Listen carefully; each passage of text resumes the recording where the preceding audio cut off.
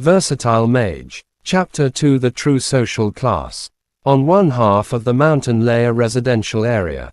If one were to follow the road lined with iron fences and walk to the end of that small road, one would find Mo Fan's home. It was a small, 1.5-story house. The exterior wall had cracked paint, revealing the red bricks underneath.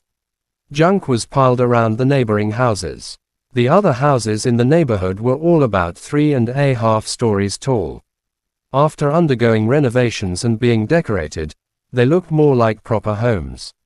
In contrast, Mo Fan's house, tucked away in the farthest corner, seemed even more wretched and old-fashioned. "Brother Mo Fan, you're back. I brought you some good news." As Mo Fan arrived at the entrance of his home, a monkey-like youth jumped out, his face brimming with joy.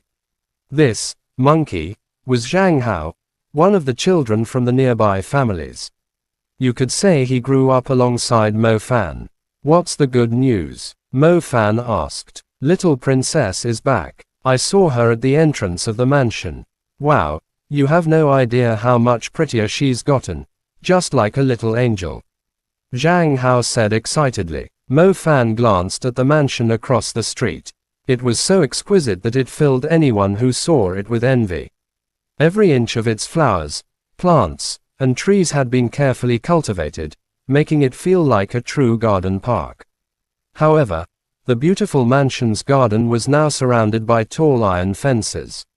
When he thought back to his childhood, those fences hadn't existed.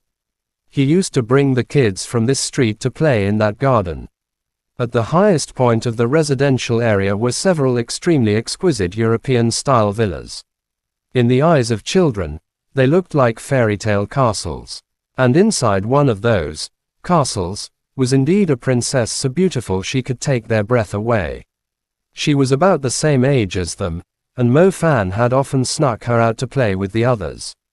He couldn't remember exactly when the iron fences had been put up, but after that, the adults no longer allowed the neighborhood children to enter the mansion. The make-believe princess became a real princess in a castle. As the years passed, they grew more distant, and the times they met became fewer and fewer.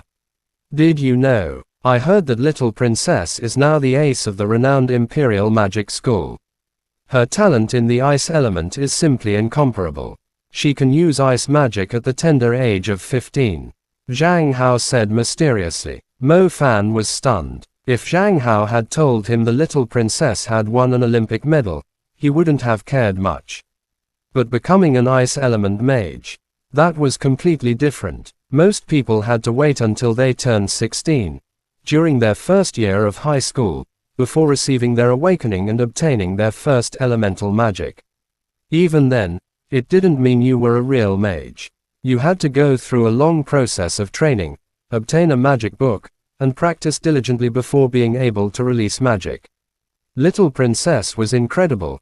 She had become a real magician at the age of 15. Could she be the so-called child prodigy of the magic world? "Brother Mo Fan, I feel sorry for you. If only you had put in more effort to win over the naive and innocent little princess when we were younger. Now she's talented and beautiful. TSK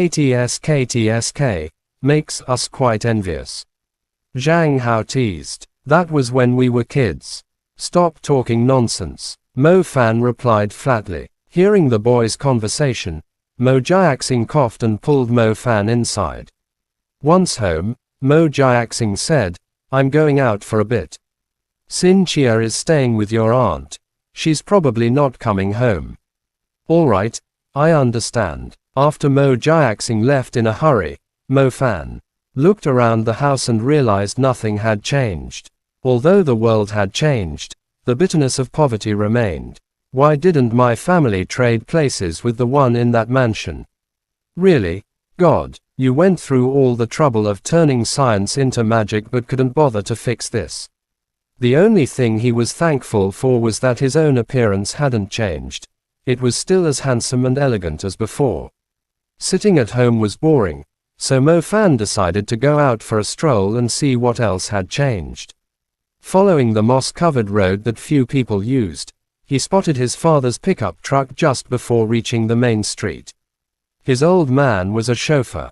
He used to drive the master of that mansion, but somehow ended up transferred to the logistics department. One day, while running errands for the mansion, things started to go downhill, and the family's situation worsened. Jiaxing, this request of yours is a bit rude, isn't it? You know I treated your family well in the past. Even after your son caused trouble, I still kept work for you. If it was someone else, I'd have told them to pack up and leave immediately. A middle-aged man's voice sounded. Brother Mu-He, just see this as the last time I ask for your help. If I tried to buy my son's way into Tianlan Magic High, it'd be too expensive. You know our situation. We really can't afford it. Mo Jiaxing said humbly. Why bother for your failure of a son? He doesn't even have the qualifications to pass the Magic High entrance exam. He's almost 16, just let fate take its course. Even if I helped him get in, with his character, he'd slack off and never become a proper magician. It's not easy to become one. You need talent, hard work, and resources. Magic books, devices, tools, your family can't afford those. Without them, he can't even become a primary level magician. Mu-He said sincerely, though Mo Fan could hear the arrogance in his tone. This time, he truly wants to study. Brother Mu-He, if you help me just this once, I'll move far away from Master Mu as he wishes.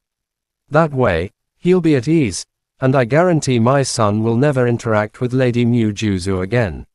Mo Jiaxing promised. Oh, in that case, I'll have to think about it. When Mu-He heard they were willing to move away, his interest in the conversation grew. A youth leaned against a wall, listening, his heart feeling heavy. He had thought that when the world changed, the unfair connections and social chains he hated would disappear. But nothing had changed. Just like before, the rich Mu family sat at the top, while at the very bottom was his hard-working father, forced to beg for help. Mu-He, the chairman of Tianlan Magic High, could get Mo Fan admitted with just a word. But only after hearing Mo Jiaxing agree to move away did Mu-He give a reluctant sigh of agreement. At the end of the conversation, Mo Jiaxing kept thanking Mu-He, while Mu-He drove off in his luxurious car, leaving behind the dusty old pickup truck, and the equally dusty, weary figure of Mo Jiaxing. How is this a dream? This cruelty was exactly the same as his past reality. Mo Fan, leaning against the wall with a serious look, realized that nothing about his family's situation had changed. Their lowly status remained the same. In the old days, noble families held power and status. In the modern world, nothing was different. Some families still had long-standing heritage and influence, occupying positions of authority. Even if commoners were no longer called servants but workers, and no longer had to kneel or bow, their fates were still beneath the rich, easily manipulated at their whim. Mo Fan was born into one of the lowest families, completely under the control of the wealthy Mu family. Something surged violently in his heart. He clenched his fist tightly and smashed it against the azure wall again and again. Your Mu family took advantage of me when I was young and helpless. When I become strong, I'll return the favor tenfold, no, 100-fold. Chapter end. Please guys like, comment, share, and subscribe.